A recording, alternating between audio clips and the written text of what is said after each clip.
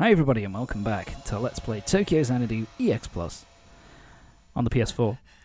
And so during the last part, we found out that some stuff was going on between Chiaki and Sora, and they had a bit of a fight near the end of the episode. Sorry, yes, well, near the end of the last part. And Sora ended up getting sucked into the eclipse. And so that's what we're doing at the start of this part. We're heading into the eclipse to try and rescue Sora. Because I happen to be here, happen to jump in without anybody, with nobody else about. Hiragi, how's it going? Yeah, she's getting a bit pissed off now. Sticking our nose where it's not involved, where it shouldn't be really. But we had to try and rescue Sora, for God's sake. We happened to be there.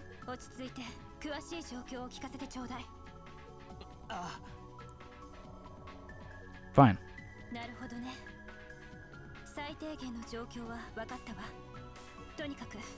So yeah, we're heading into we're going to be heading through our the second dungeon of the game. And of course, Ko says, "Fuck that shit." She's my friend. I'm not going to let her in. Not going to let someone else sort it out for her. No, not going to let someone else sort this out. I'll be dealing with it.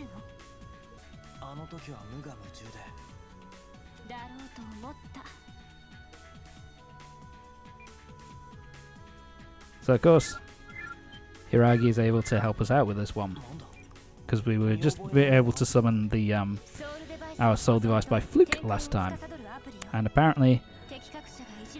So yeah, now we get basically a phone app which allows us to be able to summon our soul device at will, and also allows us to basically upgrade it and all that kind of thing. It's at this point where you can get access to the skill tree for your weapons, so it allows you to be able to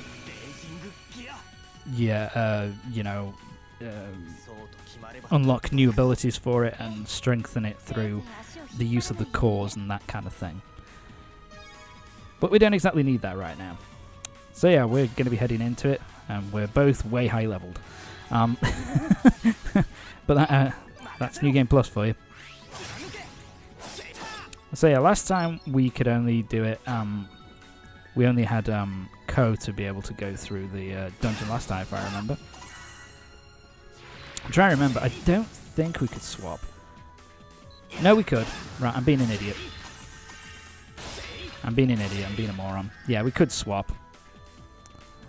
And so, yeah, we can swap between Ko and Tokisaka, Hiragi, rather, at will. And basically, depending on what the weakness of the enemy is, makes it easier. But I don't think we have someone with a wind elemental weakness. He was a wind elemental at the moment. Like we're Hiragi's special element. I think it's called special. I don't think I can't remember what it's really called. It's the special element, the SP element. And Ko is the fire elemental. So yeah. Magic resistance and still died. Fuck you. Yeah, so this dungeon, I would say, is a bit more explorative. By which I mean there's more areas, there's more kind of little side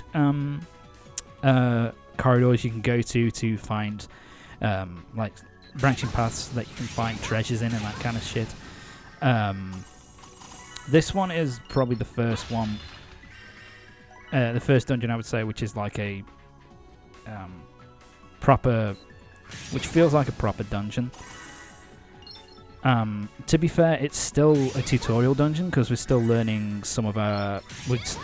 We're still going to be learning some new abilities and that kind of thing to help with the dungeon exploration.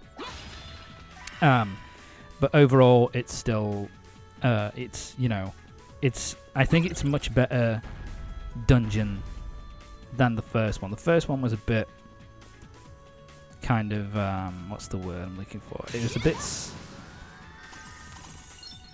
it's a bit of a one-track kind of thing. This is still kind of relatively linear, but there's still little elements which, you know, little bits of exploration you can do along the way to make it a bit more interesting. And here we go. This is where we learn our new ability. Fuck. Can't get over this gap in the bridge. Fuck. Why did that take me so long? So yeah, we're now learning. Fuck. The jumping ability. So you jump, press the square, and you can kind of power your way across gaps. Something else to mention as well is that you can use it on enemies as well to cause damage, and you can also go into other attacks with it as well. So it's actually a pretty useful ability because it can be used for weapon. Yeah, that guy usually takes a lot longer to take down. But yeah, I like that ability because it's good for traversing. Sorry.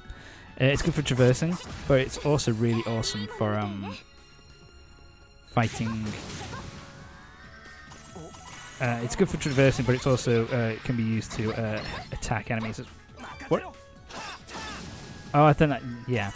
They hit you, it can knock you, stop you from being able to use your abilities, so it's a bit of a pain. All you need to do is basically switch out from the character who's been affected, and go back to them, and they'll be fine. But there you go. Yeah, and this one kind of introduces the switch, the hitting of switches to be able to open doorways to like continue your progress, which is something that they use in pretty much every single dungeon after this point. I don't think they used it in the first dungeon, but it could be wrong. It's been a while. I will say I really like this track. It's a very nice track. It's very catchy. Fuck you. Die. Thank you. Alright. Let's get some more shit. I think we're pretty much done with the dungeon. Are we? No, we've got a little while. I think we've got a bit longer to go. No, I know we've got a bit longer to go. Because I think we've got another ability to unlock. If I remember. Oh.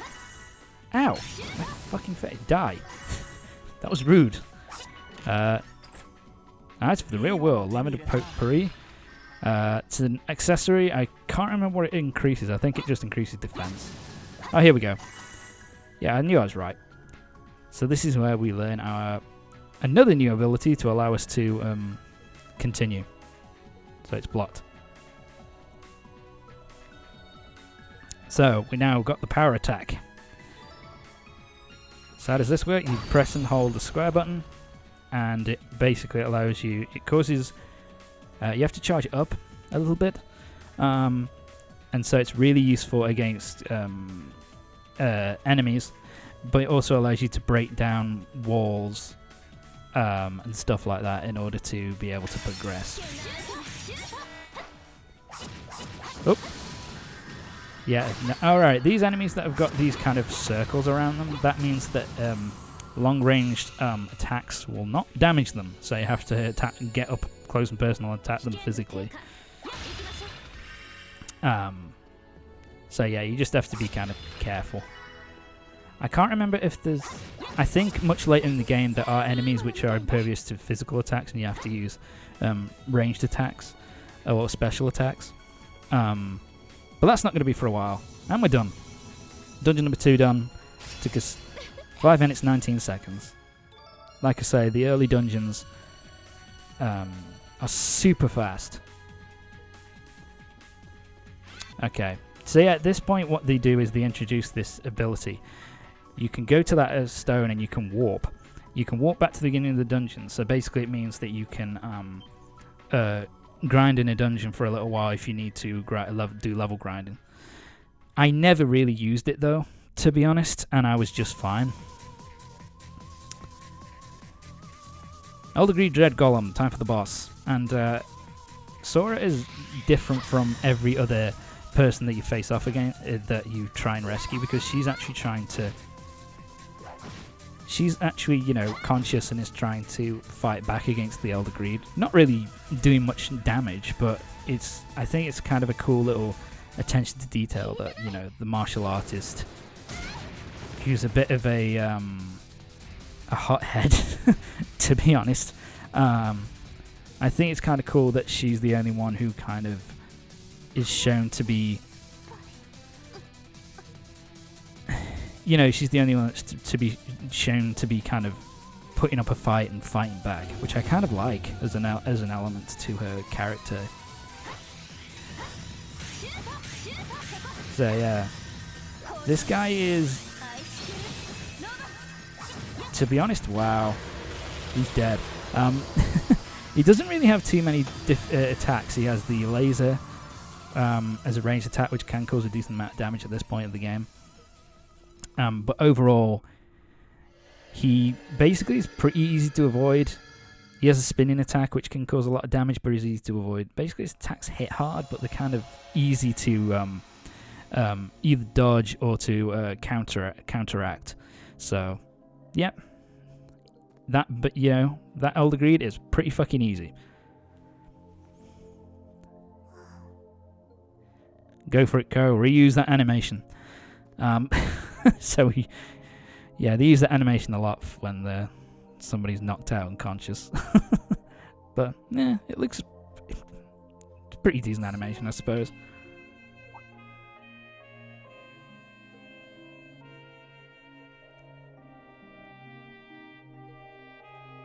Yeah. I find it hard to believe that as I didn't know.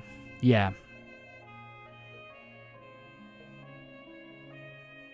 So, yeah, she wants to investigate Chiaki because obviously she, at the very least, whether it's inadvertently or intentionally, caused that thing to open. So she wants to try and get a bit of a grip on what's going on with Aizawa. And Ko's little in here for staying involved with Hiragi and in this investigation is that, well, Sora and Chiaki are my friends. It's a personal issue now that I have to be involved. But yeah, so that's pretty much the first half of Chapter 2 done. The first half being, Sora getting trapped in the eclipse and us rescuing her. Might have noticed as well that Hiragi, at least it didn't show on camera, she hasn't wiped Sora's memory yet. I think we're going to find that out here. Well, she seems to be okay. That's good, I guess.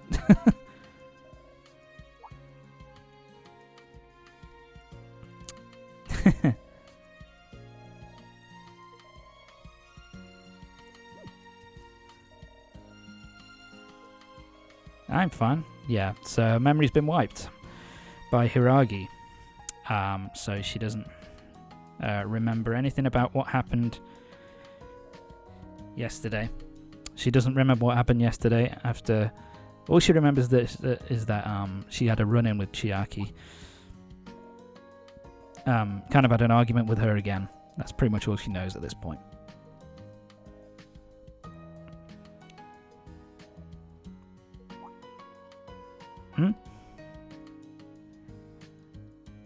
Looks like I have to deal with Hiragi again. Time for investigations. Let's get going. Later. Remember to keep those memories lost. And that's a little hint there as to the fact that she's going to be a party member. It's kind of similar to what happened with Ko, really. The fact that he kind of, when his memory was wiped, he kind of remembered or had a feeling that he knew Hiragi before his memories came back. So.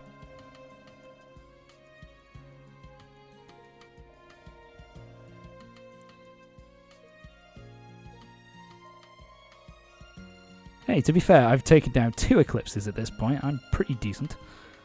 I have some good fighting chops. Yeah. Hiragi's a bit tsundere at this point, to be honest. She tends to be a bit, you know. I'm just helping, you know, allowing you to help because I know if I left you on your own, you'd do something stupid. It's not like I want you to help me or anything. You know, it's that kind of shit. But anyway, typical anime crap.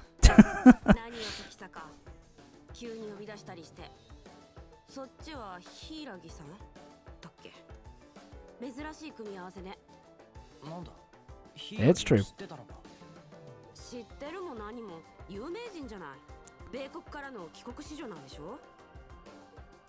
Yeah, I guess this is just more confirmation that Hiragi's like well known amongst pretty much everybody really at this point.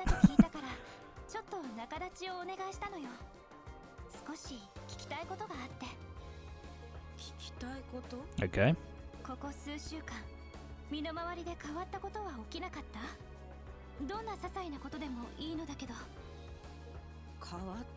Has anything weird been happening? Yeah, to be fair, it is a bit of an odd thing to kind of ask out of nowhere. Besides recently.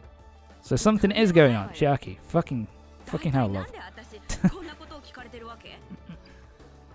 Nothing weird's been going on except for recently. That was... We're asking if anything's happening. You know, if anything weird has happened to you, you pain in the ass.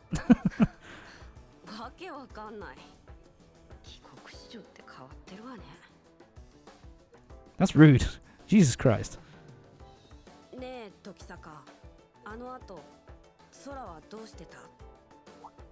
Yeah, so she wants to find out how Sora's been doing. Yeah, I think she feels guilty. I think she does feel a little bit guilty about what she said to her. So yeah, not a complete and total bitch.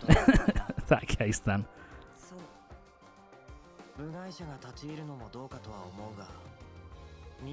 But you're going to.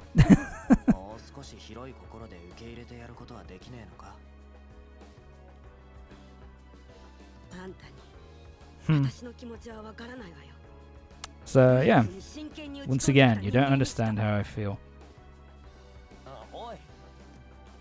So yeah, she's it should be pretty obvious at this point, like, you know, what her problem is with Sora and why she's you know, why she's acting the way that she is.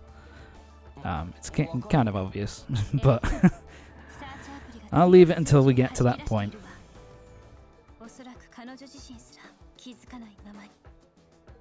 Yeah, but apparently there are strong eclipse readings around her that seems to suggest that whether it be inadvertently or intentionally, she's causing eclipses to kind of form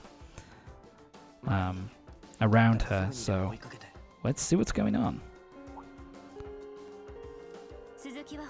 Damn it. Damn it, school's a pain in the ass. Let's forget about it. Alright, so definitely something's going on with Chiaki. We just don't know what it is yet, so we're going to have to wait and see. The usual kids. The usual friends. Yeah, so yeah. Can't really hang out with you guys at the moment, so sorry. Maybe another time. Later. That tends to be the way that their relationship for quite a while. So anyway. Huh? So what's going on? It's Sora and Terada, the head of the karate club. And yeah, now we find out that Chiaki's gone missing. That, you know, she's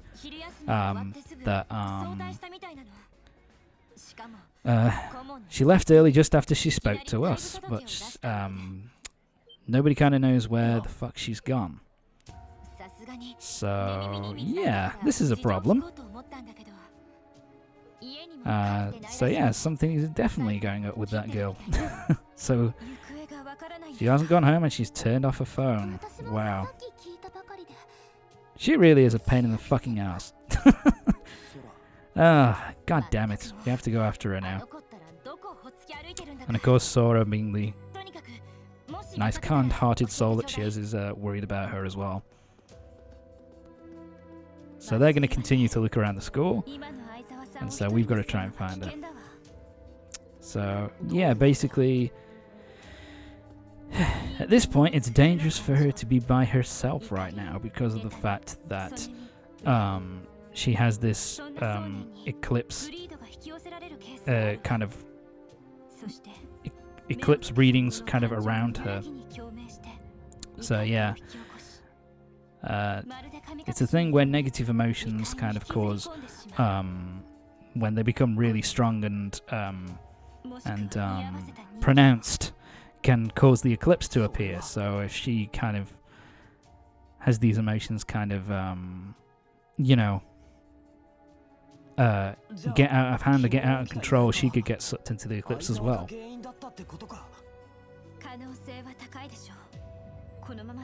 So yeah, they reckon that the eclipse that Sora got sucked into was probably created by Aizawa's,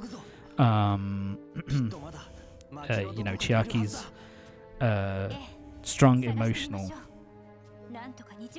state. So yeah, gonna have to find her and sort her out quickly.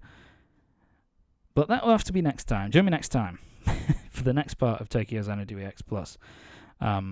When we're going to go off and find Chiaki and hopefully not get dragged into another eclipse, but seems unlikely, doesn't it?